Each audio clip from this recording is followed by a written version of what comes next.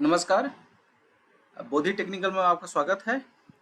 आज हम जो टॉपिक कवर करने वाले हैं उसमें हम कवर करने वाले हैं चुंबक एवं आणविक सिद्धांत, मतलब एक मैग्नेट का उसका आणविक सिद्धांत क्या होता है उसको कवर करेंगे। चुंबकीय पद, मतलब इसमें कुछ टर्म है, जैसे आप समझ सकते हैं।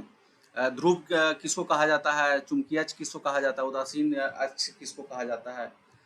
ठीक है, तो इसमें कुछ ऐसे रिलेटेड जो पद है, मतलब टर्म है, उसको हम समझेंगे। जैसे मैग्नेटिक फ्लक्स किसे कहा जाता है।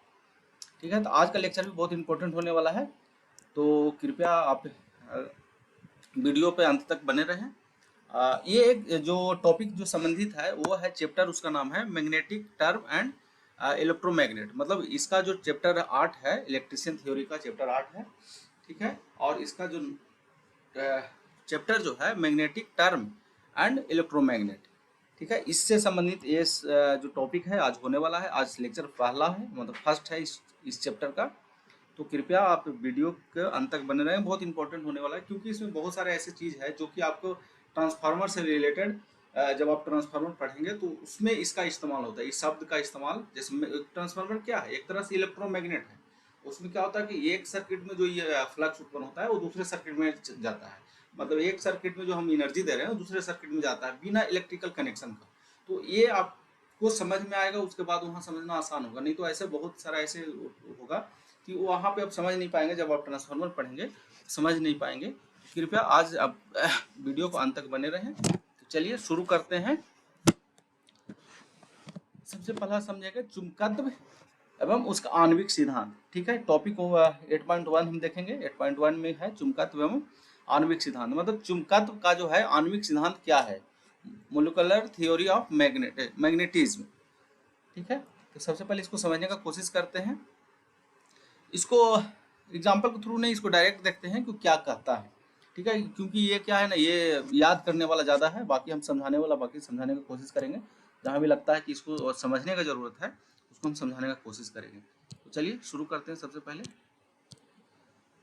इसमें जो पहला पॉइंट बोलता है, इस सिद्धांत के मुताबिक चुंबकीय पदार्थ में हर अणु, चुंबकीय पदार्थ में प्रत्येक अणु एक उत्तरी ध्रुव और एक जो है दक्षिणी ध्रुव, ये दोनों ध्रुव एक समान शक्ति का होता है। मतलब ये कह रहा है कि अगर कोई भी मटेरियल है, ठीक है, कोई भी मटेरियल है, कोई भी पदार्थ है, कोई भी पदार्थ की बात कर रहा है, ये कह रहा है कि इसका जो अणु होता है ना, इसका जो अणु है, मतलब सबसे छोटा भाग जो है, ये मतलब इसका जो अणु है वो उसमें दो ध्रुव होता है। कितना होता है? दो ध्रुव होता है।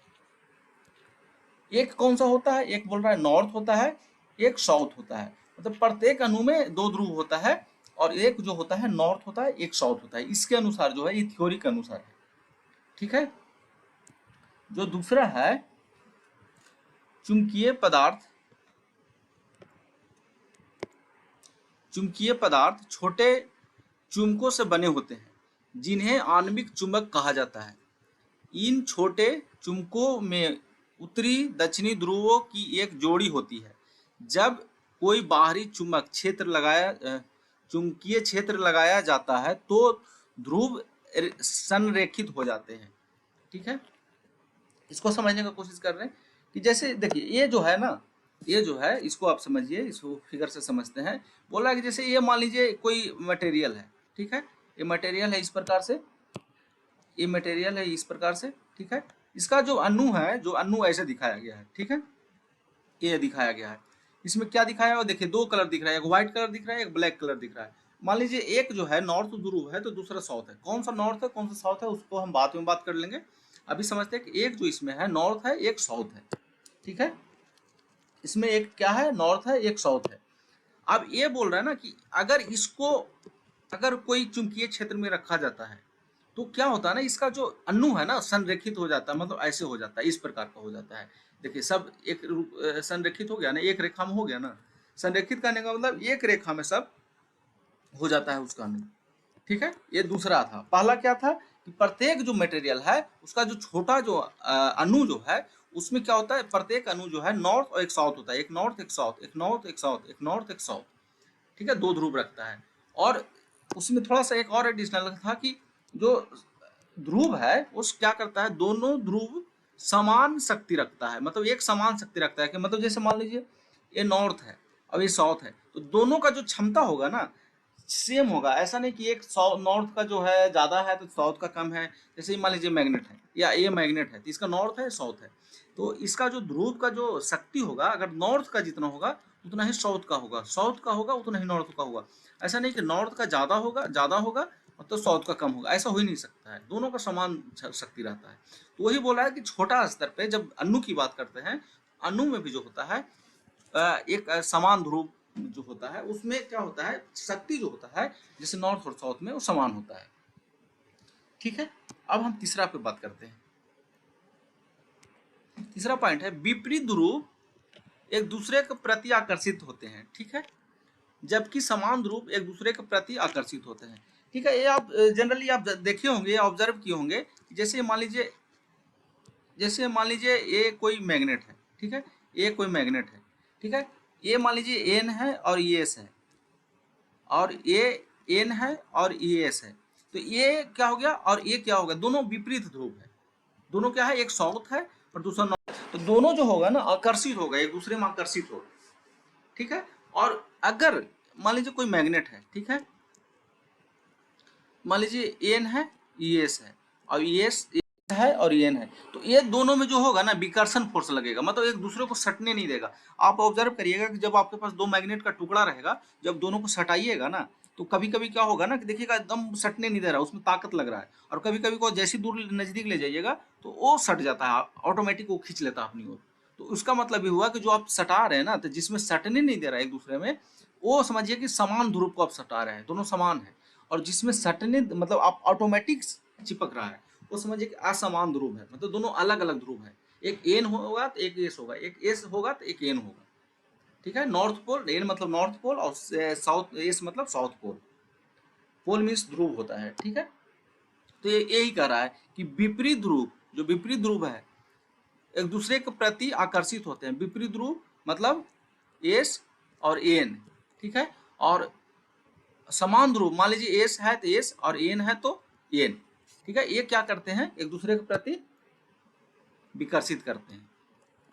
ठीक है, विकर्षण फोर्स लगाते हैं, प्रतिकर्षित करते हैं, मतलब वही हो गया विकर्षित करते हैं। नेक्स्ट है जब आप लोहे के टुकड़े को चुंबक पर रगड़ते हैं, ठीक है, इनका इसका आणविक सिद्धांत है कि जब आप लोहे के टुकड़े को चुंबक पर रगड़ते हैं, ठीक है, तो लोहे में परमाणु के उत्तर की ओर जाने वाली ध्रुव एक ही दिशा में ऊपर जाता है। इसका कहने का मतलब है कि जैसे मान लीजिए कोई लोहा है, उसको आपको चुंबक पर रगड़ते हैं, जब आप चुंबक पर रगड़ते हैं किसको, लोहा को चुंबक पर रगड़ते हैं, तो जो उत्तर की ओर जाने वाला है ध्रुव, जो मान लीजिए कोई परमाणु है या उत्तर की ओर जाने वाला ध्रुव जो है, वो हमेशा क्या होगा, उत्तर की ओर जाएगा। एक्चुअली ऊपर हो गया है, उत्तर दिशा में, एक ही दिशा में उत्तर आ जाते हैं, मतलब उत्तर की ओर आ जाते हैं। ठीक है, जैसे मान लीजिए कोई एक, इसको एग्जाम्पल से थोड़ा समझते हैं कि मान लीजिए कोई एक कोई छड़ चुंबक है, ठीक है, इसको किस पे, चुंबक पर रगड़ करके इसको चुंबकीय गुण लाया गया है। जब इसको आप इसको ऐसे धागा से लटकाएंगे ना तो क्या होगा ना, मान लीजिए पृथ्वी है, इसका नॉर्थ इधर है, ठीक है, और इधर साउथ है, तो इसका जो नॉर्थ होगा ना हमेशा क्या होगा, नॉर्थ की ओर होगा, और इसका साउथ होगा, ये साउथ की ओर होगा।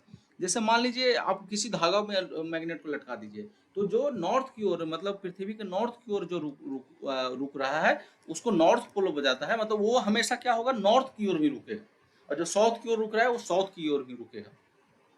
ठीक है, नेक्स्ट है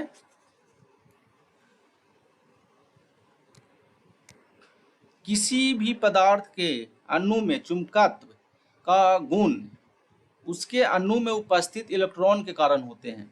ठीक है, मतलब एक बोल रहा है कि किसी भी पदार्थ में अणु में मतलब उसका चुंबकत्व का गुण जो होता है, जो हम लोग यहाँ पे पढ़े कि चुंबकत्व का जो गुण है उसमें मौजूद इलेक्ट्रॉन के कारण होते हैं। किसके कारण होते हैं, इसमें मौजूद इलेक्ट्रॉन के कारण होते हैं। अगर इलेक्ट्रॉन क्या होता है या परमाणु क्या होता है, अगर आप नहीं देखे हैं तो इसका पिछले वाला वीडियो जो है आप देख सकते हैं।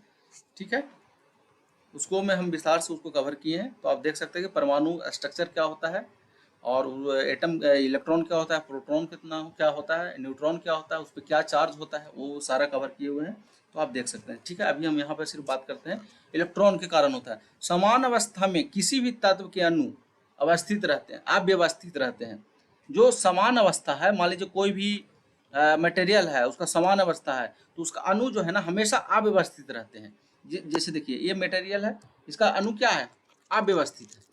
इसका अणु क्या है, इसका अणु जो है क्या है, अव्यवस्थित है।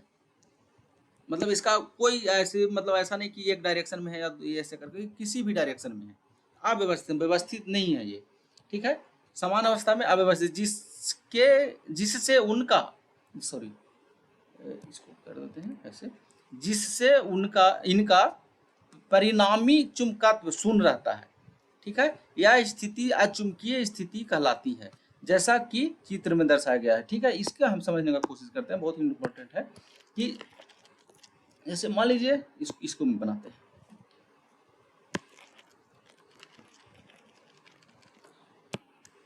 मान लीजिए कोई मटेरियल है, थोड़ा बड़ा बनाते हैं क्योंकि फिगर में थोड़ा दिखाई देगा अच्छा से।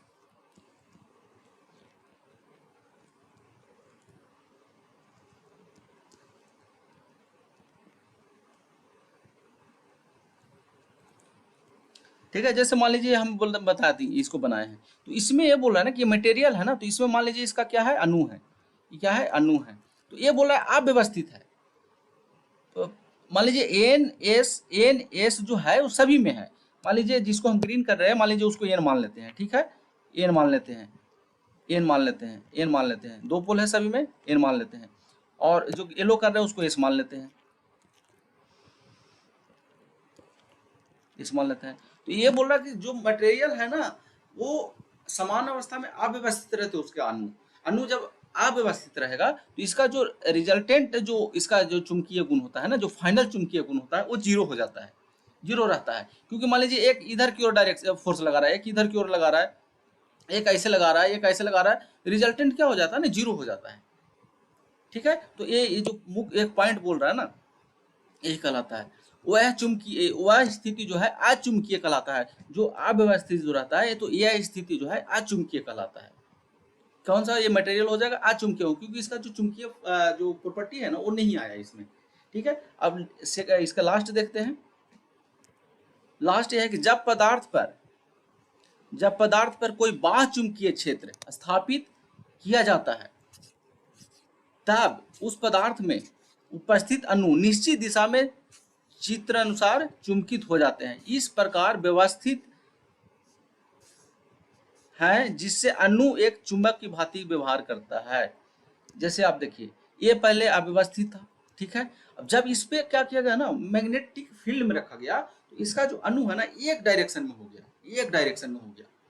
ठीक है, तो एक डायरेक्शन, जैसे मान लीजिए ये जो ग्रीन वाला है सब एन है, एन है, सब एन है, ग्रीन वाला जो है सब एन है। तो इसका देखिए रिजल्टेंट फोर्स जो है, देखिए एन का सब इधर की ओर लग रहा है, और बाकी जो एस है, जैसे येलो वाला देखिए एस है, सब एस है, सब का जो रिजल्टेंट जो फोर्स है ना एस का देखिए सबका इधर की ओर है, एन का इधर है और एस का इधर है। इसलिए क्या होता है ना, रिजल्टेंट होता है ना कि एन इधर बन जाता है और एस इधर बन जाता है। ठीक है, मतलब ये चुंबकित हो गया, ये हो गया अचुंबकीय और ये हो गया चुंबकीय। क्योंकि एक चुंबक में क्या होता है, एक एन होता है, एक एस होता है, तो इसमें एन एक एस होगा। कब हुआ, जब इसको मैग्नेटिक फील्ड में रखा गया। जैसे आप देखेंगे कि आपके पास अगर लोहा है, मान लीजिए कोई सिक्का है आपके पास, पैसा है, क्वाइन है एक, तो उसको जब आप किसी मैग्नेट से चिपका देंगे ना, तो मैग्नेट पहले वो क्या करेगा, एक दूसरे को नहीं चिपकेगा आपस में। मान लीजिए दो सिक्का आपके पास है, आपस में चिपका, ये नहीं चिपकेगा। लेकिन एक क्वाइन को आप बहुत देर छोड़ दीजिए मैग्नेट के साथ चिपका करके, फिर कुछ देर बाद आप चिपकाएंगे ना तो वो एक दूसरे से चिपक जाता है। कहने का मतलब यही हुआ कि ये क्या करता है ना, कि जो अव्यवस्थित था, ठीक है, ये अव्यवस्थित था, फिर क्या हुआ, जब उसको मैग्नेट से आप चिपकाए ना तो वो व्यवस्थित हो गया। तो जो व्यवस्थित हो गया, जब व्यवस्थित हो गया कुछ देर वो रहा वो गुण, तो दूसरों को भी वो मैग्नेट बन गया और दूसरों को भी चिपकाने लगा। ठीक है, पहला स्थिति में उसका जो मैग्नेट वो जो था उसका अणु था अव्यवस्थित था, जिसके कारण रिजल्टेंट जो इसका मैग्नेटिज्म था वो जीरो था। दूसरे जो कंडीशन में जब आप किसी मैग्नेट से चिपकाए तो उसका सारा अणु क्या हो गया, व्यवस्थित हो गया। अब व्यवस्थित होने से क्या हो गया ना, कुछ देर उसमें गुण रह गया। अब गुण रह गया तो दूसरों को भी चिपकाने लगा। तो यही कह रहा है तीसरा और जो चौथा पॉइंट बोल रहा है ना, ये और ये मतलब 1 2 3 4 5 6 पॉइंट, पांचवा और छठा पॉइंट यही बोल रहा है। ठीक है, तो उम्मीद है कि समझ में आया होगा इसका आणविक सिद्धांत क्या कहता है। चलिए आगे हम शुरू करते हैं। चुंबकीय पद मतलब मैग्नेटिक टर्म्स समझेंगे। मैग्नेटिक जो अगर हम मैग्नेटिक चैप्टर पढ़ रहे हैं, ये सारे जो टॉपिक है, ये सारे जो टर्म है, ये आपको जानना बहुत जरूरी है, क्योंकि इसके बिना आप ट्रांसफार्मर, यहाँ तक कि जो भी मैग्नेटिक संबंधित आपका आएगा, जैसे मान लीजिए ट्रांसफार्मर हो गया, डीसी मोटर हो गया, डीसी जनरेटर हो गया, आपका इंडक्शन मोटर हो गया, सिंक्रोनस मोटर हो गया, वन फेज मोटर, क्योंकि आपको पता ही नहीं चलेगा कि मैग्नेट कैसे बन रहा है। ये आपको समझना बहुत जरूरी है, ये चैप्टर आपके लिए बहुत उपयोगी है। ठीक है, तो चलिए अब यहाँ से हम समझते हैं मैग्नेटिक टर्म। मैग्नेटिक टर्म में सबसे पहले समझेंगे ध्रुव। ठीक है, ध्रुव समझेंगे, चुंबकीय अक्ष समझेंगे और चुंबकीय उदासीन अक्ष समझेंगे। ठीक है, क्या क्या समझेंगे? ध्रुव समझेंगे, चुंबकीय अक्ष समझेंगे और चुंबकीय उदासीन अक्ष समझेंगे। तो चलिए सबसे पहले हम देखते हैं थोड़ा सा फिगर में, फिगर से चलते हैं। ये मान लीजिए मैग्नेट है। ठीक है, ये मैग्नेट है, ये क्या है? एन है, ये एस है। अच्छा, जब मैग्नेट है तो इसमें जितना भी अणु होगा, मान लीजिए जितना भी अणु है, ये आप अभी हम चुंबकीय सिद्धांत से क्या समझे कि इसमें जो जो भी अणु होगा ना, वो व्यवस्थित होगा। ठीक है, व्यवस्थित होगा मतलब एक डायरेक्शन में होगा सब। ठीक है, तो जब एक डायरेक्शन में, तो एक तरफ क्या बन जाएगा? एन, और एक तरफ बन जाएगा एस। ठीक है, इतना तक तो जान रहे हैं हम लोग, क्योंकि कोई भी मैग्नेट है उसका पोल, दोनों दो पोल होते हैं, एक होता है एन और दूसरा होता है एस। मतलब एन को बोला जाता है नॉर्थ पोल और एस को बोला जाता है साउथ पोल। ठीक है, और कोई भी मैग्नेट जो होता है ना, सिंगल पोल का नहीं होता है। कोई भी मैग्नेट जो होता है सिंगल पोल नहीं है। मान लीजिए इसको आप यहाँ पे तोड़ दिए, ऐसा नहीं कि ये जो है एन रह जाएगा और यहाँ पे कुछ नहीं रहेगा, ऐसा नहीं होगा। यहाँ ऑटोमेटिक जो है एस बन जाएगा, ऑटोमेटिक एस बन जाएगा। अगर मान लीजिए यहाँ टूट गया तो एस था, तो ऑटोमेटिक यहाँ पे एन बन जाएगा। ठीक है, तो मैग्नेट जो होता है ना, सिंगल पोल नहीं होता है, जब भी होता है तो डबल पोल होता है, मतलब एन होगा तो एस होगा, एस होगा तो एन होगा। तो चलिए अब इसको थोड़ा सा हम समझने का कोशिश करते हैं अपना टर्म में। ठीक है, हमको समझना था ध्रुव, तो सबसे पहले इसमें समझिए कि ये मैग्नेट है। मैग्नेट का हमारा क्या है? ये ध्रुव है, जिसको एन से लेकर के एस की ओर फ्लक्स निकल रहा है। एन से निकल रहा है, फ्लक्स का जो डायरेक्शन होता है वो एन से लेकर के एस की ओर होता है। कहाँ? चुंबक की बाहर। जैसे चुंबक के बाहर है तो इसका जो फ्लक्स का डायरेक्शन होगा ना, ऐसे होगा, ऐसे होगा। ठीक है, फिर से समझिए, इसका जो फ्लक्स का डायरेक्शन होगा वो ऐसे होगा, ऐसे होगा। ठीक है, ऐसे होगा। और चुंबक का जो अंदर होगा ना, वो ऐसे होगा, ऐसे देखिए, ऐसे होगा। ठीक है, तो अगर मान लीजिए सिर्फ आपसे ये पूछा जाए कि चुंबक में जो चुंबक का जो फ्लक्स का डायरेक्शन होता है कैसे होता है, तो उसमें जवाब देना है नॉर्थ से साउथ। लेकिन जब आपको क्लियर कर दिया जाए कि चुंबक में जो फ्लक्स का डायरेक्शन अंदर में कैसा होता है, मतलब चुंबक के अंदर कैसा होता है, तो वो होता है साउथ से नॉर्थ। नॉर्थ, साउथ से, देखिए साउथ है या नॉर्थ है, तो साउथ से नॉर्थ जा रहा है, मतलब ये जो फ्लक्स है ना, ऐसे रोटेट कर रहा है ये। ठीक है, तो अंदर जो होता है डायरेक्शन वो अपोजिट होता है। जब आपसे पूछा जाए कि अंदर कैसा होता है, तब आपको बोलना है साउथ से नॉर्थ। ठीक है, बाकी जो आंसर होगा सिर्फ सिंपल में वो होगा नॉर्थ से साउथ। फ्लक्स जो निकलता है नॉर्थ से साउथ निकलता है। तो चलिए हम बात करते हैं पोल पे। तो पोल मैग्नेट का वह पार्ट है जहां पे मैग्नेटिक फील्ड सबसे ज्यादा होता है। ये जैसे पोल है ना, यहाँ पे ये पोल है, यहाँ पे मैग्नेटिक फील्ड सबसे ज्यादा होगा। तो पोल का वह भाग जहाँ पे मैग्नेटिक फील्ड सबसे ज्यादा होता है, उसको क्या बोला जाता है? पोल बोला जाता है। मैग्नेट जो चुंबक का पोल होता है, दो होता है, नॉर्थ होता है, एक साउथ होता है। ठीक है, तो चलिए थोड़ा सा डेफिनेशन से समझ लेते हैं इसको और फिर आगे देखते हैं अगला टॉपिक। चुंबकीय ध्रुव चुंबक के उन सिरों पर मौजूद क्षेत्र होते हैं जहां बाहरी चुंबकीय क्षेत्र का सबसे मजबूत होता है, क्षेत्र मजबूत होता है। मतलब कह रहे हैं बाहरी क्षेत्र सबसे क्या होता है? मजबूत होता है। ये चुंबक है, इसका बाहरी क्षेत्र जो होगा ना, यहाँ पे सबसे मजबूत होगा। इसका चुंबकीय क्षेत्र सबसे ज्यादा कहाँ पे होगा? उसका पोल पे होगा। ठीक है, चुंबक के दो ध्रुव होते हैं, एक उत्तरी ध्रुव होता है, दूसरा दक्षिणी ध्रुव होता है। एक उत्तर ध्रुव होता है, दूसरा दक्षिणी ध्रुव होता है। चुंबक के ध्रुव उसके सिरे पे होते हैं। सिरे पे कहाँ? लास्ट एंड पे होता है। चुंबक का ध्रुव जो होता है उसका लास्ट एंड पे होता है। एक ध्रुव को उत्तरी ध्रुव और दूसरे ध्रुव को दक्षिणी ध्रुव कहा जाता है। मतलब जो ध्रुव, दो ध्रुव है, एक नॉर्थ पोल एक साउथ पोल, इंग्लिश में बोला जाता है, और उत्तरी ध्रुव दक्षिणी ध्रुव हिंदी में बोला जाता है, जिसका इंडिकेशन होता है, एक का होता है एन और एक का होता है एस। ठीक है, ठीक है, अब हम समझते हैं चुंबकीय अक्ष। तो इसको हम डिफिनेशन से सबसे पहले समझ लेते हैं, बहुत आसान है, कोई समस्या नहीं है। जैसे इसमें बोल रहा है ना कि ये जो इसमें नॉर्थ पोल है और ये जो साउथ पोल है, तो इसको जो मिलाने वाली रेखा होता है ना, मिलाने वाली जो रेखा होता है इसे, उसको जो एक काल्पनिक रेखा होता है, दिखता नहीं है, ये काल्पनिक रेखा जो नॉर्थ पोल को साउथ पोल से मिलाता है, उसको क्या बोला जाता है? मैग्नेटिक एक्सिस, चुंबकीय अक्ष। ये क्या हो गया? ये चुंबकीय अक्ष हो गया। ये क्या हो गया? ये चुंबकीय अक्ष होगा। जो नॉर्थ से साउथ को, नॉर्थ पोल को साउथ पोल से मिलाता है, उसको बोला जाता है मैग्नेटिक एक्सिस। ठीक है, ये हो गया मैग्नेटिक एक्सिस। बहुत आसान है, इसमें कंफ्यूज नहीं होना है। अगला है, ये हो गया। अगला है चुंबकीय चुंबकीय उदासीन अक्ष। चुंबकीय उदासीन अक्ष ये क्या होता है? Magnetic neutral axis. Magnetic neutral axis, इसको MNA भी बोला जाता है, MNA बोला जाता है, मैग्नेटिक न्यूट्रल एक्सिस। जब आप DC जनरेटर या मोटर पढ़ेंगे तो इसका इस्तेमाल किया गया है। ठीक है, MNA का मैग्नेटिक न्यूट्रल एक्सिस क्या होता है और GNA क्या होता है, वो DC मोटर या DC जनरेटर में भी पढ़ना है।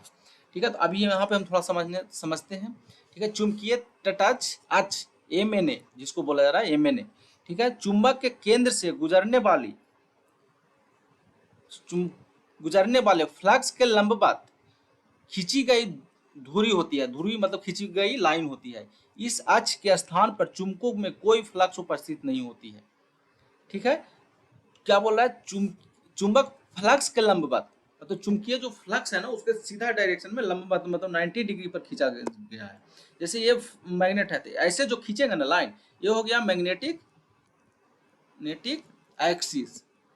ठीक है, अब ये हो गया MNA, मैग्नेटिक न्यूट्रल एक्सिस। इस एक्सिस पे जो होगा ना, चुंबकीय फ्लक्स का जो फोर्स होगा वो 0 होगा।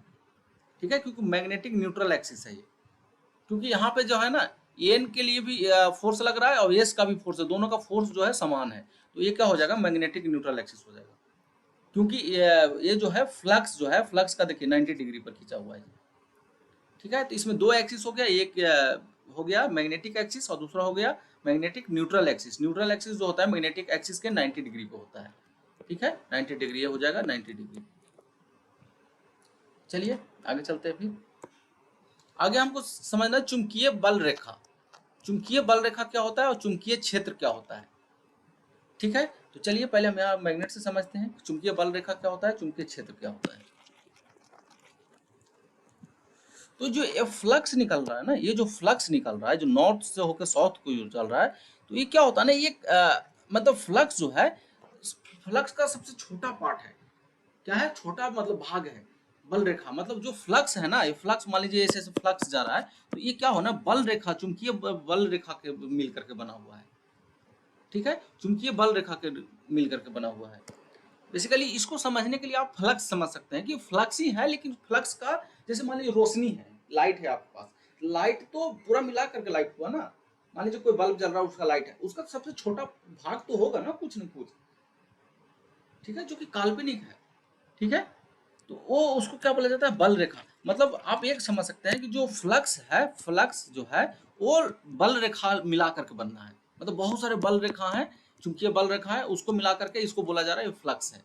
और फ्लक्स का डायरेक्शन चुंबकीय बल रेखा का डायरेक्शन सेम होता है, क्योंकि चुंबकीय बल रेखा भी क्या होता है, एन से लेकर के एन एस तक जाता है, और उसी को क्या बोला जाता है? फ्लक्स बोला जाता है। तो फ्लक्स भी एन से एस की ओर जाता है। ठीक है, अब इसको थोड़ा समझते हैं डिफिनेशन से। चुंबकीय बल रेखा काल्पनिक रेखा है। ठीक है, चुंबकीय बल रेखा काल्पनिक रेखा है, होती है जो चुंबक क्षेत्र की दिशा दर्शाती है, जो चुंबक की क्षेत्र का दिशा दर्शाती है। इस यहाँ पे देखिए, चुंबकीय क्षेत्र का दिशा क्या है? ऐसे है। इसका चुंबकीय क्षेत्र का दिशा क्या है? यही तो है ना, चुंबकीय क्षेत्र का दिशा नॉर्थ से होकर के साउथ तक है चुंबकीय क्षेत्र का दिशा, जो कि चुंबकीय क्षेत्र का दिशा दिखाती है। मान लीजिए ये अभी मैग्नेट है, मान लीजिए एग्जाम्पल के लिए कुछ और था, मान लीजिए ये तार है और तार में क्या हो रहा है? करंट फ्लो हो रहा है, कहाँ? इस डायरेक्शन में। तो ये भी क्या होगा ना, मैग्नेटिक फील्ड जनरेट कर लेगा, मैग्नेटिक फील्ड जनरेट करेगा। तो इसका भी कोई डायरेक्शन होगा, ये इसका भी कोई डायरेक्शन होगा, इसका भी कोई डायरेक्शन होगा। ठीक है, तो ये जो डायरेक्शन होगा ना, ये ही डायरेक्शन चुंबकीय बल रेखा का डायरेक्शन है। फील्ड का डायरेक्शन और चुंबकीय बल रेखा का डायरेक्शन और फ्लक्स का डायरेक्शन वो सेम है, क्योंकि चुंबकीय बल निकल रहा है उसी को फ्लक्स बोला जा रहा है, और वो जो फ्लक्स जहाँ पे है उसी को क्या बोला जा रहा है? चुंबकीय क्षेत्र भी बोला जा रहा है। ठीक है, कहाँ समझ रहे थे हम लोग, तो चलते हैं यहाँ पे। ये वक्र होती है, ये हमेशा क्या होती है, ये वक्र होती है, मतलब कर्व में होता है। ऐसा नहीं सीधा नहीं होगा ऐसे करके, ये सीधा नहीं होगा, सीधा नहीं होगा। जब भी मान लीजिए एन है वैसे तो निकलेगा, तो ऐसे निकलेगा, ऐसे निकलेगा, ऐसे निकलेगा, ऐसे निकलेगा, क्योंकि इसको क्या होता है ना, अपना पाथ कंप्लीट करना होता है। ठीक है, तो ये बंद वक्र होती है, कारण यहाँ से मतलब एन से निकलेगा ना, तो ऐसा नहीं कि इधर जाएगा, एन से निकलेगा तो इस तक जाएगा वो। ठीक है, बंद वक्र रेखा होती है। यह चुंबक के बाहर की दिशा उत्तरी से दक्षिणी होता है और चुंबक के अंदर दक्षिणी से उत्तर की ओर होता है। ये तो हम लोग समझ रहे हैं, अभी हम लोग बात कर लिए थे कि जो इसका जो फ्लक्स का डायरेक्शन होता है, चुंबक के बाहर जो होता है क्या होता है, नॉर्थ से साउथ होता है, नॉर्थ से साउथ होता है। और जो चुंबक के अंदर होता है ना, चुंबक का जो अंदर होता है वो साउथ से नॉर्थ होता है। ये हमारा साउथ है और ये हमारा नॉर्थ है। ठीक है, तो जब फ्लक्स का डायरेक्शन जो होगा वो चुंबकीय बल रेखा का डायरेक्शन होगा। नहीं, ये था ना। ठीक है, होता है। ठीक है, अब चुंबकीय क्षेत्र समझ लेते हैं। तो चुंबकीय क्षेत्र जहां पे हम, जैसे चुंबकीय क्षेत्र वह क्षेत्र है जहां पे चुंबक का बल रेखा उपस्थित है, जहां पे इसका हम चुंबकीय बल रेखा को अनुभव कर सकते हैं। मतलब चुंबकीय बल रेखा जहां पे उपस्थित है उसको चुंबकीय क्षेत्र बोला जाता है। मान लीजिए ये मैग्नेट है और ये मैग्नेट को इसका बल रेखा यहाँ तक उपस्थित है, यहाँ तक उपस्थित है, तो इसको क्या बोला जाएगा, इस मैग्नेटिक फील्ड बोला जाएगा। ये जितना भी जहां तक उपस्थित है ना, उसको क्या बोला जाएगा, उसका मैग्नेटिक फील्ड बोला जाएगा। ठीक है, जहां पे उसका चुंबकीय रेखा अगर खत्म हो गया उसको मैग्नेटिक फील्ड नहीं बोला जाएगा। मतलब वह क्षेत्र जहां पे चुंबकीय बल रेखा का अनुभव है, किया जा सकता है, या उपस्थित है तब अनुभव किया जा सकता है, उसको क्या बोला जाता है, चुंबकीय क्षेत्र बोला जाता है। चलिए डिफिनेशन से थोड़ा देख लेते हैं। चुंबकीय क्षेत्र गतिमान फ्लक्स से बनने वाला एक क्षेत्र है, मतलब एक क्षेत्र है जहां पे चुंबकीय क्षेत्र का अनुभव किया जा सकता जाता है, जहां पे चुंबकीय क्षेत्र का, सॉरी चुंबकीय क्षेत्र नहीं होगा यहाँ पे, चुंबकीय फ्लक्स एक्चुअली हो जाना चाहिए था। चुंबकीय फ्लक्स का अनुभव, ये फ्लक्स होगा, फ्लक्स का या चुंबकीय बल रेखा का, बल रेखा का अनुभव किया जाता है। ठीक है, यह एक बल क्षेत्र है, या क्या है, एक बल क्षेत्र है। मतलब ये यहाँ पे क्या होगा, बल क्षेत्र है, क्योंकि अनुभव जब किया जा रहा है बल का, अनुभव का, चूंकि बल रेखा का अनुभव किया जा रहा है, मतलब ये जाहिर सी बात है कि एक बल क्षेत्र है। मतलब ऐसा है कि एक फील्ड है जहाँ पे ताकत है, कम हो बहुत कम हो वो अलग इशू है, लेकिन है यहाँ पे कुछ ताकत। ठीक है, जो संपर्क में आने वाले लौह जैसे पदार्थ को पर बल लगाता है। ठीक है, जो कि संपर्क में आने वाले लौह जैसे पदार्थ को बल लगाता है। चुंबकीय क्षेत्र को फैलने के लिए माध्यम की जरूरत नहीं होता है। जैसे क्या होता है ना, जैसे आप सुने होंगे कि चुंबक का जो जब हम चंद्रमा पर सैटेलाइट भेजा जाता है, बाहर में मतलब अंतरिक्ष में सैटेलाइट भेजा जाता है, तो वहां तो निर्वात है, तो वहां क्या भेजा जाता है, मैग्नेटिक फील्ड के रूप में भेजा जाता है। ठीक है, किरण भेजा जाता है और मैग्नेटिक फील्ड भेजा जाता है। क्योंकि मैग्नेटिक फील्ड वहां भी गमन करता है, निर्वात में भी। मतलब इसको मैग्नेटिक फील्ड को जाने आने के लिए किसी भी माध्यम की जरूरत नहीं है, कहीं भी चला जाएगा। ठीक है, तो इसमें यही हमारा जो ये जो लाइन है ना, ये बोल रहा है संपर्क में आने वाले पदार्थ, लौह पदार्थ पर बल लगता है। ठीक है, ये ठीक है, चुंबकीय क्षेत्र को फैलने के लिए, मतलब गमन करने के लिए, जाने के लिए, फैलने के लिए माध्यम की जरूरत नहीं होती है, कोई माध्यम की जरूरत नहीं होती है। ये पूर्ण निर्वात में भी मौजूद रह सकते हैं, पूर्ण निर्वात में। जैसे सैटेलाइट भेज रहे हैं, अभी जल्दी में चंद्रयान 2 भेजा गया था, उसमें भी क्या, मान लीजिए चंद्रयान 2 है, तो क्या उसका जो कम्युनिकेशन हो रहा है एक दूसरे के बीच में, वो कैसे हो रहा है, तो लाइट, हम क्या करते हैं, अपना जो सिग्नल है उसको लाइट में बदलते हैं या तो मैग्नेटिक फील्ड में बदलते हैं। जैसे हमारे टावर है, टावर क्या होता है, टावर में मैग्नेटिक फील्ड उत्पन्न होता है जो कि हमारे मोबाइल तक आता है। ठीक है, ये निर्वात में भी मौजूद रहते हैं। ठीक है, बहुत इंपॉर्टेंट है कि मैग्नेटिक फील्ड निर्वात में भी मौजूद रहते हैं। अब नेक्स्ट जो हमारा टॉपिक है, नेक्स्ट टॉपिक है चुंबकीय बल रेखा का गुण। चुंबकीय बल रेखा जो है उसका क्या गुण है। ठीक है, ये जो हम बल रेखा की बात कर रहे थे, मतलब फ्लक्स की बात कर रहे थे, इसका क्या गुण है, गुण थोड़ा सा समझ लेते हैं। जितना समझ के रखेंगे उतना आगे काम देगा। ठीक है, इसका गुण को समझते हैं। इसका गुण है चुंबकीय बल रेखा चुंबक के बाहर उत्तरी ध्रुव और चुंबक के अंदर दक्षिणी से उत्तरी ध्रुव होता है, ये आप जान रहे हैं। ठीक है, बंद परिपथ बनाती है, ये भी हम लोग जान गए कि क्या होता है जब एन, मान लीजिए मैग्नेट है, एन है, एस है, एन से अगर मैग्नेट निकलेगा या फ्लक्स निकलेगा तो एस तक जाएगा, ऐसा नहीं कि इधर जाएगा इधर चला जाएगा, ऐसा नहीं होगा। ये बंद परिपथ हमेशा क्या होता है, बंद परिपथ। जैसे करंट होता है ना, करंट भी हमेशा बंद परिपथ बनाता है। करंट को जब परिपथ ओपन कर देंगे तो करंट को फ्लो नहीं होगा, इस ये भी जो है हमेशा बंद परिपथ में फ्लो होता है। ठीक है, चलिए थोड़ा सा साफ कर लेते हैं डिस्प्ले को।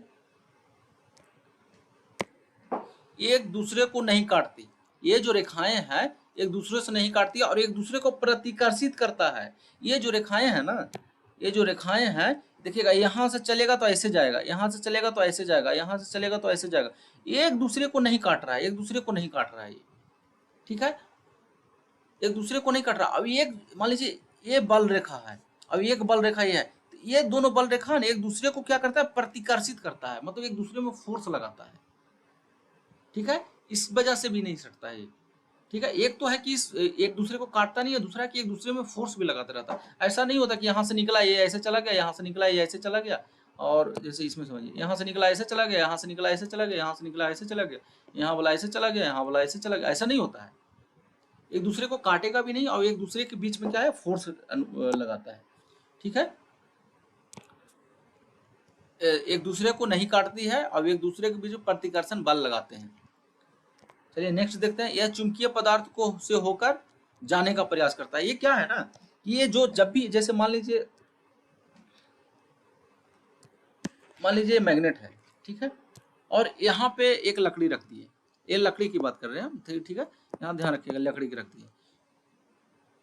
ठीक है, चाहे ऐसे करते हैं इसको थोड़ा सा, इसको मान लीजिए लकड़ी रख दी और यहाँ पे एक लोहा रख दी है। ठीक है, दोनों सटा कर रखे हैं, तो क्या होगा ना, जो चुंबकीय बल रेखा जो है ना, ऐसे नहीं जा करके ऐसे चला जाएगा, इससे होकर के जाने लगेगा। भले ही काटेगा नहीं, वो अपना रूल जो है फॉलो करेगा, लेकिन लकड़ी से कोशिश करेगा कम जाने का, क्योंकि चुंबकीय जो है ना कोशिश करता है कि इसमें जो करंट का, इसमें जो फ्लक्स का प्रवाह होगा वो होगा आसानी से, किसके तुलना में, लकड़ी के तुलना में, क्योंकि लकड़ी जो है अचुंबकीय पदार्थ है और जो लोहा होता है ना वो चुंबकीय पदार्थ होता है। मतलब इसमें जो फ्लक्स जाने के लिए कम प्रतिरोध की जरूरत है, वो हम इसके आगे बात करेंगे, इसका टर्म होता है उसका हम बात करेंगे। अभी हम प्रतिरोध समझिए कि इसमें जो गमन करने के लिए, जाने के लिए कम ताकत लगता है, ऐसे समझिए, और इसमें जाने के लिए ज्यादा ताकत लगाना पड़ता है इसको, इस इधर से नहीं जा करके ये आसानी से इधर चला जाता है।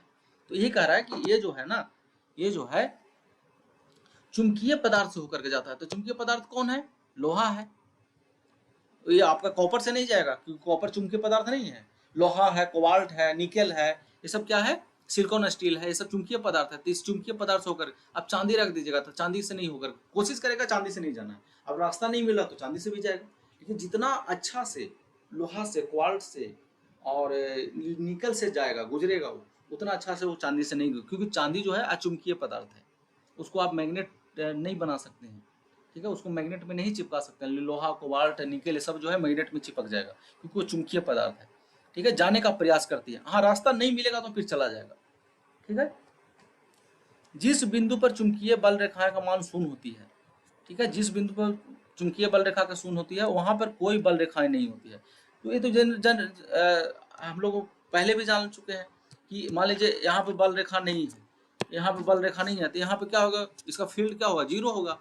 जहां पे बल रेखा नहीं है वहां पे क्या होगा, शून्य होगा। ठीक है, का मान शून्य होता है, वहां पे कोई बल रेखाएं नहीं होते, जाहिर सी बात है। ठीक है, अगला चुंबकीय बल रेखाएं वक्र बनाती है, ये तो हम लोग पहले भी लगता है समझ लीजिए। परिपथ, बंद परिपथ बनाती है, इसमें एक दूसरे को नहीं काटती है, बंद परिपथ बनाती है, और ये नहीं करती है। अच्छा ये ठीक है, आगे नहीं था, यहीं पे है। यह बल रेखाएं जो है वक्र बनाती है, शायद इसमें था, इधर था कहीं पे।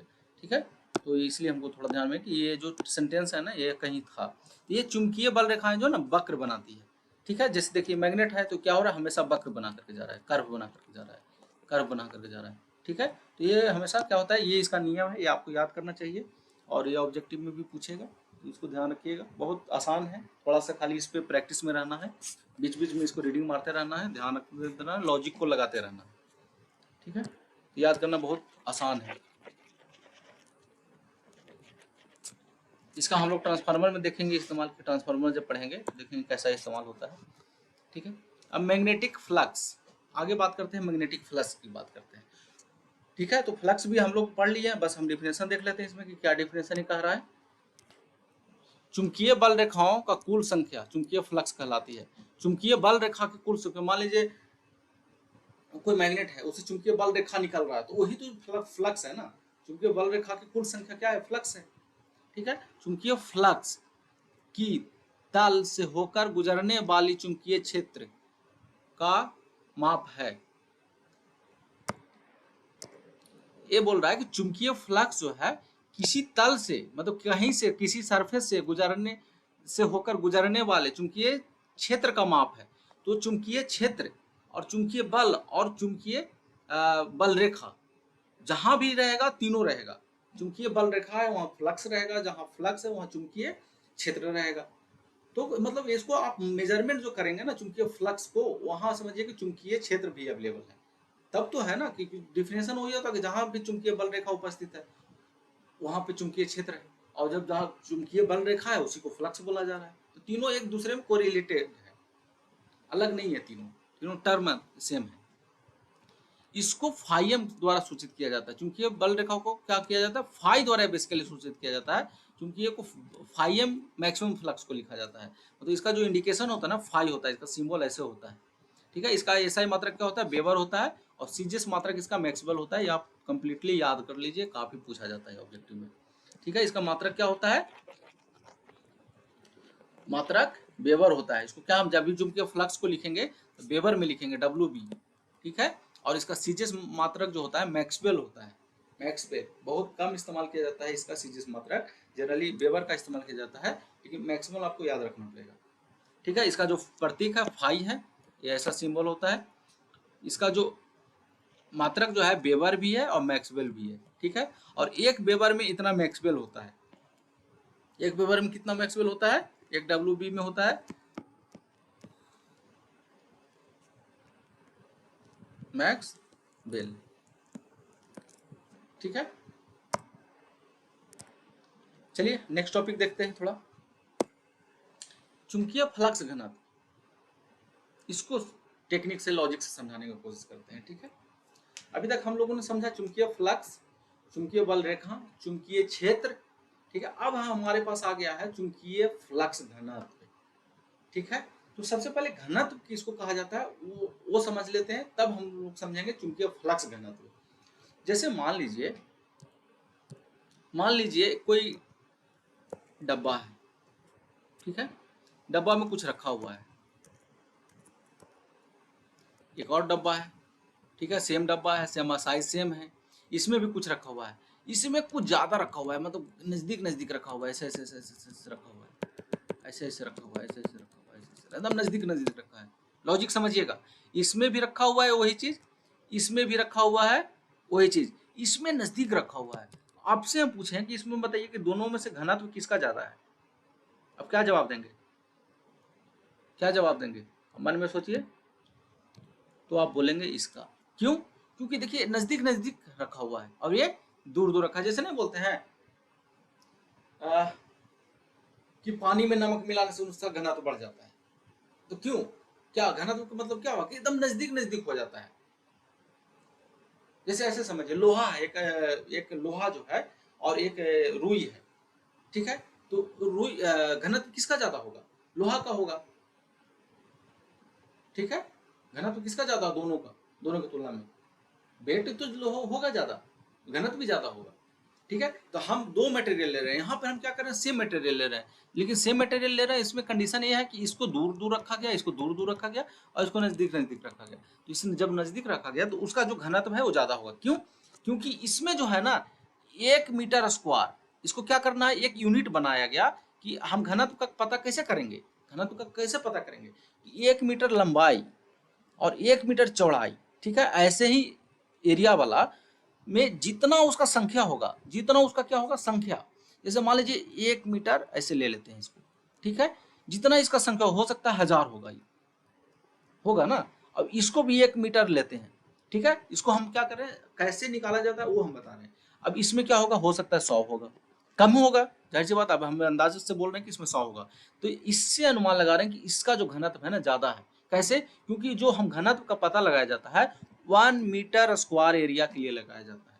1 मीटर स्क्वायर एरिया में अगर जिसमें ज़्यादा संख्या है उसका घनत्व ज़्यादा होगा, और जिसमें संख्या कम है उसका घनत्व कम होगा। तो इस देखिए 1 मीटर स्क्वायर है ये, इसमें जो है 1000 है क्योंकि नज़दीक नज़दीक है रखा हुआ, इसमें भी ये 1 मीटर स्क्वायर, इसमें कम रखा हुआ है दूर दूर पर, तो 100 है, तो इसका घनत्व ज़्यादा होगा। मतलब हम जो घनत्व का जो माप करेंगे ना 1 मीटर स्क्वायर के लिए माप करेंगे। किसके लिए माप करेंगे? 1 मीटर स्क्वायर के लिए। ठीक है, तो ये तो हो गया, मान लीजिए ये चावल था। अब हम बात करते हैं चावल, तो चावल का घनत्व हो जाएगा ये दोनों का। अगर इसमें पानी डाल दिए थे तो पानी का घनत्व हो गया, लोहा डाल दिए तो लोहा का घनत्व हो गया, जो मटेरियल डालेंगे उसका घनत्व हो जाएगा। अब यही चीज हम फ्लक्स के टर्म में लेते हैं, यही चीज क्या कर रहे हैं, फ्लक्स के टर्म में ले रहे हैं। कहां पर चला गया ये? यही चीज हम फ्लक्स के टर्म में ले रहे हैं। ठीक है, फ्लक्स के टर्म में कैसे ले रहे हैं, देखिए ये क्या है, ये है मैग्नेट। ये क्या करेगा, ये मैग्नेटिक फ्लक्स निकालेगा। मान लीजिए ऐसे निकाल रहा है, ऐसे ऐसे निकाल रहा है, ठीक है, ऐसे ऐसे निकाल रहा है, ऐसे ऐसे निकाल रहा है, ठीक है, पूरा समझ लीजिए ऐसे ऐसे निकाल रहा है। अब हम इसको क्या करेंगे ना, 1 मीटर स्क्वायर, 1 मीटर स्क्वायर का हम एक वो ले लिए। मान लीजिए ये भी हो सकता है ऐसा रख लेंगे 1 मीटर स्क्वायर में, तो जो इसमें जो फ्लक्स जाएगा ना, इसमें जो फ्लक्स जाएगा जाएगा तो पूरा में, इधर इतना में, लेकिन हमको सिर्फ मेजरमेंट जो करना है ना इतना में। अगर बोलेंगे कि घनत्व निकालना है तो हमको 1 मीटर स्क्वायर में जितना लाइन ऑफ फोर्सेस होगा, जितना फ्लक्स होगा, उसको क्या बोला जाएगा, उसको घनत्व बोला जाएगा। तो यहाँ पर क्या बोला जाएगा, मैग्नेटिक फ्लक्स घनत्व। यहाँ पे क्या बोला जाएगा, चुंबकीय फ्लक्स घनत्व। क्यों? क्योंकि घनत्व को इंग्लिश में डेंसिटी बोला जाता है। ठीक है, तो क्योंकि यहाँ पे हम क्या करें, मैग्नेट का टर्म ले रहे हैं, मैग्नेट का टर्म इस्तेमाल कर रहे हैं। वहाँ क्या कर रहे थे, चावल का कर रहे थे, लोहा का कर रहे थे, ईंट का कर रहे थे, किसी और का चीज का कर रहे थे। यहाँ क्या कर रहे हैं, हम फ्लक्स का कर रहे हैं। तो फ्लक्स किससे संबंध रखता है, मैग्नेट से, तो मैग्नेटिक फ्लक्स घनत्व हो जाएगा वो, क्योंकि फ्लक्स का घनत्व निकाल रहे हैं कितना में, 1 मीटर स्क्वायर में, 1 मीटर स्क्वायर में। ठीक है, तो इसमें जितना जो फ्लक्स जा रहा है ना, पूरा कितना जा रहा है वो अलग इशू है, इसमें जितना जा रहा है वो उसका घनत्व हो जाएगा। तो चलिए इसका फॉर्मूला आप समझते हैं। इसको क्या है, बी द्वारा सूचित किया जाता है, डिफिनेशन पर भी आते हैं। इसको चुंबकीय बल बी द्वारा सूचित किया जाता है। इसका जो मात्रक होता है वेबर पर मीटर स्क्वायर होता है, वेबर पर मीटर स्क्वायर। थोड़ा लिखने में ऐसे हुआ है, थोड़ा सा इसको वो नहीं होना है, इसमें कंफ्यूज नहीं होना है। ठीक है, वेबर पर मीटर स्क्वायर। इसका जो फॉर्मूला होता है ना, फॉर्मूला होता है बी बराबर 5/A। अब 5/A क्या है, 5 क्या है, फ्लक्स बटा एरिया। किसका एरिया, जहां पे हम निकाल रहे हैं, जिस मैग्नेट के पास निकाल रहे हैं वहां पे एरिया, टोटल एरिया से हम भाग दे देंगे तो वो क्या हो जाएगा, टोटल फ्लक्स बटा टोटल एरिया से हम भाग दे देंगे तो क्या हो जाएगा, उसका फ्लक्स घनत्व हो जाएगा। तो यहाँ हो जाएगा 5/A। 5 हो गया क्या, फ्लक्स, अब ये हो गया एरिया। अब देखिए इसका हम वो निकालते हैं, मात्रक निकालते हैं। फ्लक्स का मात्रक क्या होता है, वेबर। एरिया का मात्रक क्या होता है, मीटर स्क्वायर। तो देखिए इसका निकल गया हमारा मात्रक भी, फ्लक्स का मात्रक वेबर और इसका मात्रक क्या हुआ, मीटर स्क्वायर। देखिए ये हो गया फॉर्मूला, ये हो गया फ्लक्स घनत्व, ये हो गया फ्लक्स, चुंबकीय फ्लक्स, और ये हो जाएगा एरिया, क्षेत्रफल। उम्मीद है कि आप समझ गए होंगे, इसमें कोई कंफ्यूजन नहीं होना चाहिए। अगर किसी प्रकार का कंफ्यूजन है तो आप कमेंट बॉक्स में लिख सकते हैं। ठीक है, चलिए आगे बात करते हैं, इसका थोड़ा सा डिफिनेशन भी देख लेते हैं। वो डिफिनेशन लिखा हुआ है, क्या बोलता है, चुंबकीय प्रवाह किसी दिए गए एकांक क्षेत्रफल से गुजरने वाली, चुंबकीय प्रवाह या चुंबकीय फ्लक्स कर देते हैं यहाँ पे, फ्लक्स किसी दिए गए एकांक क्षेत्रफल, एकांक मतलब 1 मीटर स्क्वायर की बात कर रहा है, एकांक मतलब क्या हुआ, 1 मीटर स्क्वायर, गुजरने वाली चुंबकीय क्षेत्र रेखाएं या फ्लक्स, चुंबकीय रेखाएं या फ्लक्स की कुल संख्या का माप है। कितना संख्या गुजर रहा है, कुल संख्या 1 मीटर स्क्वायर से कितना संख्या गुजर रहा है वो उसका मेजरमेंट है। ठीक है, चुंबकीय फ्लक्स घनत्व को बी द्वारा दर्शाया जाता है। ठीक है, जो हम लोग बात किए वही चीज है, क्या है, चुंबकीय प्रवाह या चुंबकीय फ्लक्स किसी भी दिए गए एकांक क्षेत्रफल से गुजरने वाली चुंबकीय क्षेत्र रेखाओं अवलिक फ्लक्स की संख्या का माप है। 1 मीटर से कितना गुजर रहा है ना फ्लक्स, वो इसमें पता लगाया जाता है। जैसे मान लीजिए ये मैग्नेट है, ठीक है, और ऐसे बल रेखा ऐसे ऐसे पूरा गुजर रहा है, ऐसे ऐसे गुजर रहा है, ठीक है। अब ये इतना एरिया है 10 मीटर, 10 मीटर, मान लीजिए 10 मीटर है ये, ठीक है। अब हम उसको बोलें कि यहाँ पे जो है 100 वेबर है, ऐसे समझिए इसको, मान लीजिए मैग्नेट है। अब एक पोल बनाते हैं सिर्फ समझने के लिए, ठीक है। ये हम बोलेंगे 100 वेबर है, 100 वेबर फ्लक्स है, और एरिया बोल रहे हैं कि 10 मीटर का है ये, 10 मीटर का, ठीक है। अब हम बोलेंगे कि बताओ 1 मीटर में कितना गुजरेगा, 1 मीटर स्क्वायर में कितना गुजरेगा, सॉरी 10 मीटर स्क्वायर होगा, क्योंकि एरिया है ना, लंबाई तो है नहीं, सिर्फ एरिया है। तो 1 मीटर से कितना गुजरेगा, तो जाहिर सी बात है आप क्या करेंगे, या तो फ्लक्स डेंसिटी वाला डायरेक्ट फार्मूला लगा दीजिए, ठीक है। तो फ्लक्स डेंसिटी वाला क्या होता है, फ्लक्स बटा एरिया। तो फ्लक्स कितना हो गया 100, और बटा एरिया कितना हो गया 10, कट के आ जाएगा कितना 10, 10 क्या हो जाएगा 5 बटा metre, 5 metre square, sorry weber पर मीटर स्क्वायर, आई तो फ्लक्स हुआ ना, वेबर पर मीटर स्क्वायर। तो ये इसका जो 10 आया ना, वो ये हो गया कितना कि 1 मीटर में 10 वेबर गुजरेगा। अब जाहिर से ऐसे लगाइए कि 10 मीटर में 100 है, तो 1 मीटर में कितना होगा 10 होगा, 10 मीटर में 100 वेबर है, तो 1 मीटर एरिया में कितना होगा 100, 10 मीटर स्क्वायर एरिया में 100 वेबर है, 1 मीटर स्क्वायर एरिया में कितना वेबर होगा, तो 10 मीटर होगा। फॉर्मूला से भी निकल जाएगा और लॉजिक से भी निकल जाएगा, ठीक है। तो चलिए ये हो गया क्लियर। अब नेक्स्ट पॉइंट पकड़ते हैं। नेक्स्ट पॉइंट क्या है, चुंबकीय परिपथ। जैसा कि आप फिगर में देख रहे हैं कि क्या है, ये कॉइल है, कॉइल को यहाँ सप्लाई दिया गया, ठीक है। सप्लाई से क्या निकल रहा है फ्लक्स, फ्लक्स का और क्या हो रहा है ऐसे जा रहा है, गुजर रहा है। तो मतलब कि परिपथ मतलब क्या होता है, रास्ता। चुंबकीय मतलब हम फ्लक्स की रास्ता की बात कर रहे हैं कि वह रास्ता जहां से फ्लक्स गुजरती है, जिस रास्ते से होकर फ्लक्स गुजरती है, उसको क्या बोला जाता है चुंबकीय परिपथ बोला जाता है। तो यहाँ पे जो दिख रहा है ना, ये जो दिख रहा है ना, ये जो है इसका परिपथ है, किसका, इस मैग्नेट के लिए क्या होगा ये परिपथ है, क्योंकि यहाँ से फ्लक्स निकल रहा है ऐसे जा रहा है। अब यहाँ से ऐसे क्यों नहीं जा रहा है, इस पे हम बाद में बात करेंगे, क्यों ये जो पथ जो है ऐसे क्यों फॉलो कर रहा है, ठीक है। ये होगा परिपथ। अब मान लीजिए हो सकता है परिपथ ऐसा नहीं सिर्फ ऐसा हो, ऐसा भी हो सकता है, देखिए ऐसा भी हो सकता है,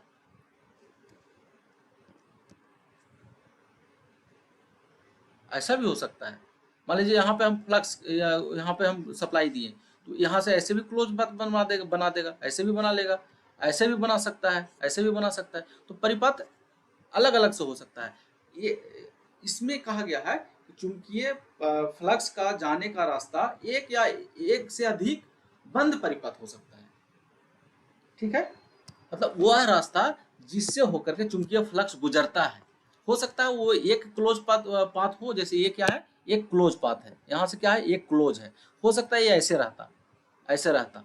तो कुछ फ्लक्स इधर से जाता है, ज्यादा फ्लक्स इधर से चला, कुछ फ्लक्स क्या होता है ऐसे चला जाता, ठीक है। तो क्या हो गया, दो रास्ता हो गया, एक ऐसे रास्ता हो गया, या हो सकता है मान लीजिए ऐसे रहता,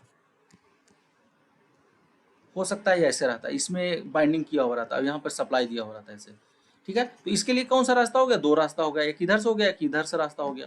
मतलब इसको हम कह सकते हैं फ्लक्स जाने का रास्ता चुंबकीय परिपथ कहलाता है। ये हो सकता है एक हो सकता है रास्ता, या हो सकता है दो हो, लेकिन ये हमेशा जब भी होगा तो बंद होगा। मतलब फ्लक्स हमेशा क्या होगा, जब निकलेगा तो आएगा, उसमें रिटर्न होकर के आएगा, ऐसा नहीं निकलेगा और वो आएगा नहीं, ठीक है। चलिए इसको थोड़ा सा डिफरेंशिएशन से हम लोग देख लेते हैं। चुंबकीय परिपथ एक या एक से ज्यादा बंद लूप पथ से मिलकर बनता है, ठीक है। बंद लूप कहने का मतलब कि जैसे ये क्या है ना, ये बंद लूप है, यहाँ से निकल रहा है तो ऐसे आ रहा है, यहाँ से निकल रहा है तो ऐसे यहाँ पे आ रहा है। मतलब ये जो यहाँ पे निकल रहा है ना, मान लीजिए 5 वेबर अगर निकल रहा है 5 वेबर, यहाँ पे 5 वेबर रिटर्न आ रहा है, ऐसा नहीं कि 2 वेबर रह जा रहा है और 2 वेबर 3 वेबर आ रहा है, ऐसा नहीं हो रहा है। तो बंद परिपथ है, ठीक है। इन पथों में चुंबकीय प्रवाह होता है, इस पथों में चुंबकीय प्रवाह होता है, मतलब चुंबकीय फ्लक्स का गमन होता है, चुंबकीय फ्लक्स जो है जाता है इस पथ में, इस रास्ता में। यह आमतौर पर अस्थायी चुंबकीय सॉरी यह प्रवाह प्रवाह जो है आमतौर पर अस्थायी चुंबक या विद्युत चुंबकों से उत्पन्न होता है। ये प्रवाह जो है, ये जो हम प्रवाह की बात कर रहे हैं, किसकी बात कर रहे हैं, प्रवाह, कौन सा प्रवाह की बात कर रहे हैं, फ्लक्स की बात कर रहे हैं, फ्लक्स प्रवाह की बात कर रहे हैं, विद्युत प्रवाह की बात नहीं कर रहे हैं यहाँ पे। तो ये जो प्रवाह जो उत्पन्न किया जाता है बेसिकली या तो मैग्नेट द्वारा किया जाता है, अस्थायी मैग्नेट द्वारा किया जाता है, या तो टेम्पोररी मैग्नेट द्वारा किया जाता है, इलेक्ट्रोमैग्नेट द्वारा किया जाता है। ठीक है, तो इसमें जो फिगर दिख रहा है ना ये टेम्पोररी मैग्नेट है, इलेक्ट्रोमैग्नेट है। ठीक है, इसी वीडियो में हम लोग इसी मतलब चैप्टर में हम आगे बात करेंगे कि मैग्नेट कितने प्रकार का होता है, इलेक्ट्रोमैग्नेट किसको कहा जाता है, टेम्पोररी मैग्नेट किसको कहा जाता है, ठीक है, परमानेंट मैग्नेट किसको कहा जाता है, वो हम बात करेंगे। तो अभी जो हम सिर्फ समझते हैं यहाँ पे कि ये जो उत्पन्न किया जाता है अस्थायी चुंबक, जैसे जो जो हम लोग छोटे छोटे मोटर में इस्तेमाल करते हैं वो अस्थायी चुंबक होता है, और जो बड़े मोटर में इस्तेमाल करते हैं ना चुंबक, वो विद्युत चुंबक होता है, इलेक्ट्रोमैग्नेट होता है, द्वारा उत्पन्न किया जाता है। ये जो प्रवाह जो है ना आमतौर पर अस्थायी चुंबक या विद्युत चुंबक द्वारा उत्पन्न किया जाता है। चुंबकीय कोर इस प्रवाह के पथ पर सीमित रखता है। ठीक है, चुंबकीय कोर इस प्रवाह को पथ पर सीमित रखता है। चुंबकीय कोर जो है ना, ये जो कोर हम लोग लगा रहे हैं इसको क्या बोला जाता है, चुंबकीय पथ को, ये जो है ना, ये जो है, ये जो ऐसे बना है इसको क्या बोला जाता है, कोर बोला जाता है। जैसे आप सुने होंगे ट्रांसफार्मर का कोर, या इसको आप सुने होंगे डीसी मोटर का core, armature core, field core. तो इस जो रास्ता जो जिसका हम लोग पथ की बात कर रहे हैं ना उसको कोर बोला जाता है, दूसरे भाषा में हम कोर भी बोल सकते हैं। ठीक है, तो ये जो कोर है ना इसका जो गमन करने का जो है इसको सीमित करता है, ये बाहर में नहीं जाएगा क्योंकि रास्ता दे रहा है ना। जाहिर सी बात है, मान लीजिए खेत है, यहाँ पे हमको यहाँ से जाना है, इस इस पोजीशन पे जा रहा है, तो मान लीजिए रास्ता ऐसे है, तो क्या हम ऐसे जाएंगे क्या, या ऐसे जाएंगे? जब भी जाएंगे तो रास्ता, तो जब हम इसको रास्ता दे दिए हैं फिर रास्ता पे जाएगा। समझ में आएगा कि नहीं समझ में? कि फिर से समझा दें। मान लीजिए खेत है हमारा, मान लीजिए यहाँ से यहाँ ऐसे रास्ता है और हमको यहाँ पे आना है। ठीक है, यहाँ से चल करके, तो क्या हम यहाँ से निकलेंगे ऐसे ऐसे जाएंगे और ऐसे ऐसे जाएंगे? अरे जो रास्ता दिया हुआ है, क्योंकि रास्ता पे चलना आसान होता है, तो ये हम इसको फ्लक्स के लिए हम क्या किए, रास्ता दिए हैं, क्योंकि यही रास्ता पे चलता है वो। तो यही बोल रहा है कि ये जो है ना, ये जो कोर जो होता है इस प्रवाह को पथ तक सीमित रखता है। ठीक है, इस प्रवाह को क्या होता है ना, चुंबकीय कोर जो है पथ तक सीमित रखता है, पथ से बाहर नहीं होने देता, रास्ता से भटकने नहीं देता है। ठीक है, चुंबकीय कोर लोहे जैसे चुंबकीय लौह चुंबकीय पदार्थ का बना होता है। चुंबकीय कोर जो होता है ना लौह चुंबकीय पदार्थ का बना होता है। कहने का मतलब हुआ कि जो चुंबकीय हम लोग जैसे ट्रांसफार्मर है या डीसी मोटर है, डीसी जनरेटर है, उसमें जो हम लोग कोर बनाते हैं ना, चुंबकीय कोर जो बनाते हैं वो हम लोग लौह पदार्थ का बनाते हैं। उसमें देखिए कॉपर का नहीं बनाते हैं, सिल्वर का नहीं बनाते हैं, एल्यूमिनियम का नहीं बनाते, क्योंकि वो लौह चुंबकीय पदार्थ नहीं है, वो अचुंबकीय पदार्थ है।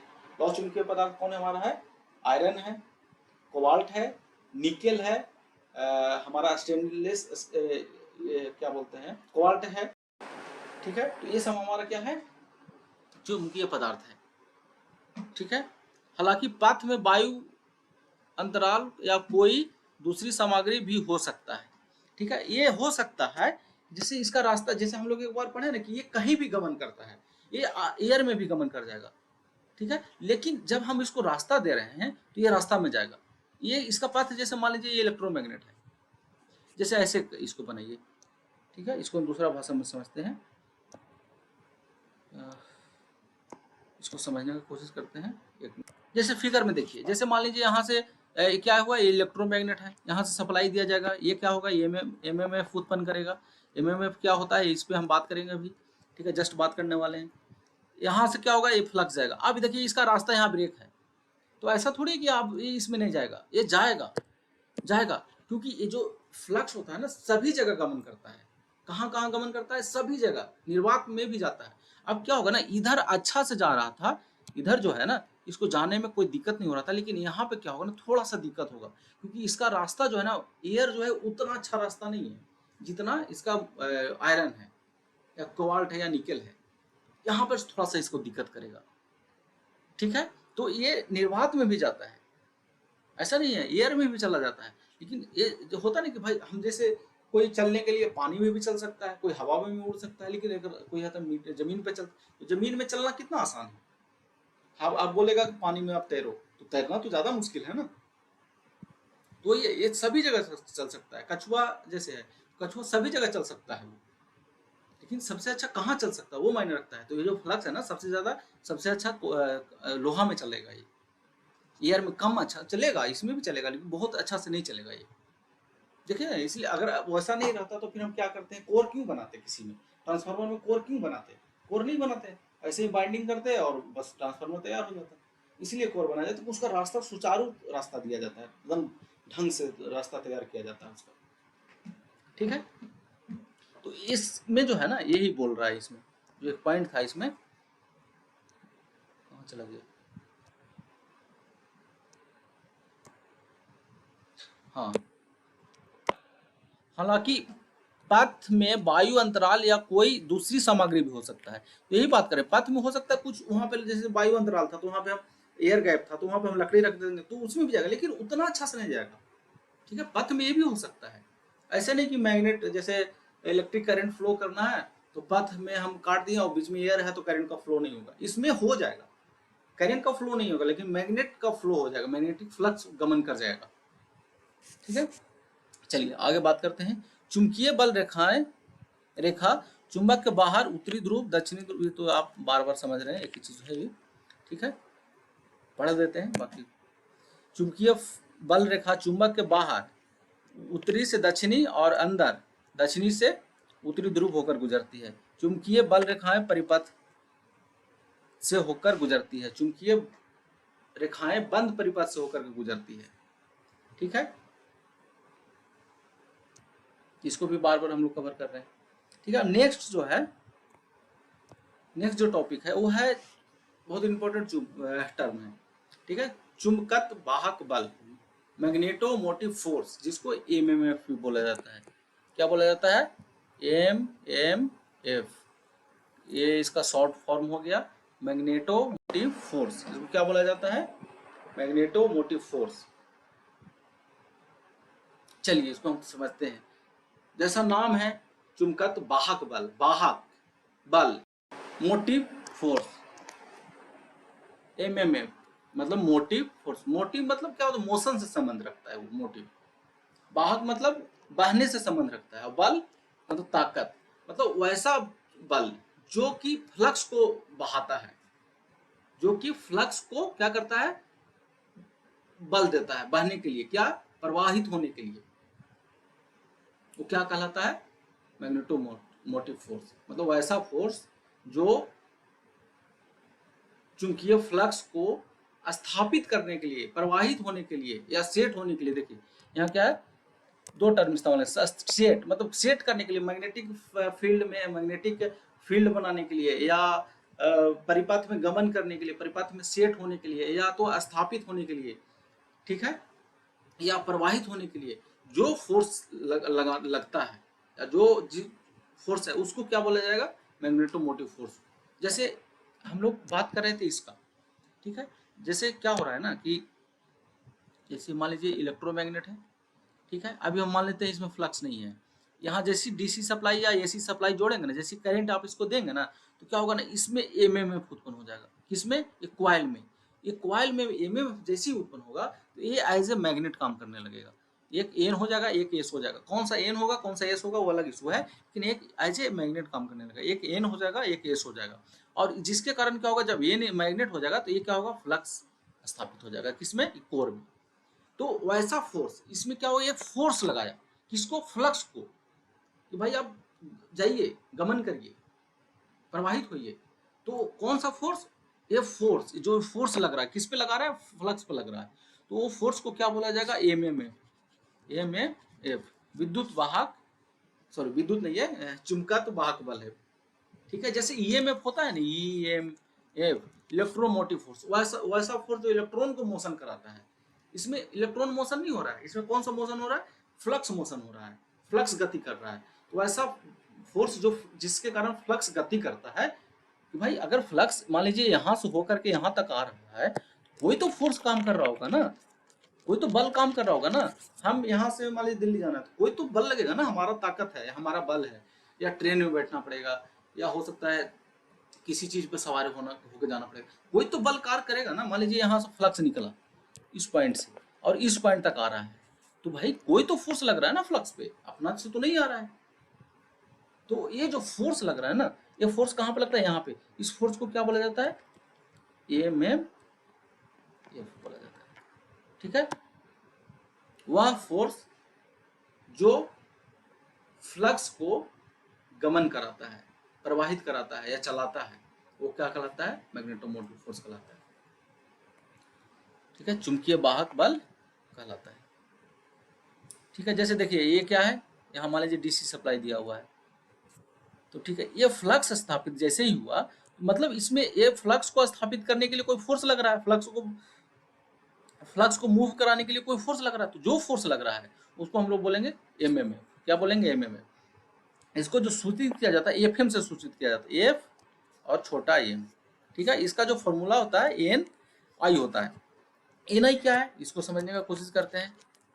ठीक है, एन आई जो है ये नंबर ऑफ टर्न है, जितना टर्न है वो हो गया एन, और आई जो है इसमें जो है प्रवाहित होने वाली धारा, ये आई हो गया, एन आई हो गया। मतलब इस धारा को मान अगर बढ़ाते हैं, करंट का मान बढ़ा रहे हैं तो एमएमएफ का मान बढ़ते जाएगा, और टर्न की संख्या भी बढ़ा रहे हैं तो एमएमएफ की संख्या सॉरी बल जो है एमएमएफ बढ़ेगा, एमएमएफ का मान बढ़ेगा। तो इसका जो फॉर्मूला होता है एन आई होता है। एन हो गया नंबर ऑफ टर्न किसका? कॉइल का। ठीक है, और आई जो हो गया प्रवाहित धारा, किसमें? उस कॉइल में प्रवाहित होने वाली धारा। इसका जो मात्रक होता है ना एम्पियर टर्न होता है। क्यों? क्योंकि जो नंबर ऑफ टर्न है, नंबर ऑफ टर्न को क्या होता है? टर्न होता है, और इसका एम्पियर होता है तो एम्पियर टर्न हो गया, एम्पियर टर्न इसको बोला जाता है। इसका जो मात्रक है एमएमएफ का होता है एम्पियर टर्न। चलिए शुरू करते हैं हम नेक्स्ट। क्या है ना, वीडियो काफी बड़ा हो गया है, ठीक है, लेकिन आज हम लोग क्या करेंगे, इसको खत्म कर देंगे।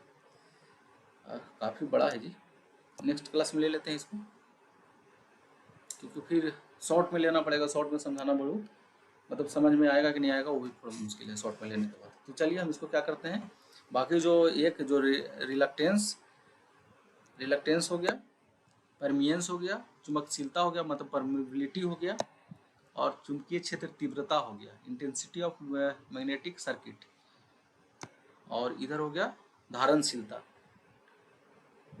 मैग्नेटिक सेचुरेशन और मैग्नेटिक लीकेज। बहुत आसान है, लेकिन हम इसको क्या करते हैं नेक्स्ट वीडियो में ले लेते हैं। तो चलिए आज वीडियो को यहीं समाप्त करते हैं। मेरे चैनल पे नए हैं तो सब्सक्राइब करिए, लाइक करिए और शेयर करिए दोस्तों को, और मेरा बोधि टेक्निकल ऐप डाउनलोड करिए, और लोगों को, दोस्तों को भी प्रेरित करिए मेरे बोधि टेक्निकल ऐप डाउनलोड करने के लिए, क्योंकि मेरा बोधि टेक्निकल ऐप पे जो भी कंटेंट है वो फ्री में अवेलेबल है। ठीक है, चलिए आज समाप्त करते हैं। Thank you.